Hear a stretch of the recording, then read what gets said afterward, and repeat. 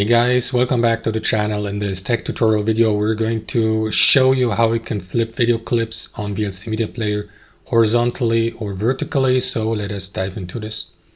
Start by navigating to Videoclip on VLC Media Player. After that, you will need to access the geometry settings. To do that, click into Tools at the top and navigate to Effects and Filters.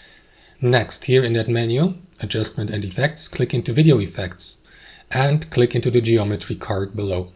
After that, guys, what you want to do is enable the transform feature here, and from that drop down menu, let me just rotate the video like this. So what you want to do, guys, is click into flip horizontally or vertically, and that's how you do it. As you can see, click into save. And now the video clip is being played upside down. That's how it works. Hope you enjoyed it, got some real value from it, and we'll see you next time on our channel.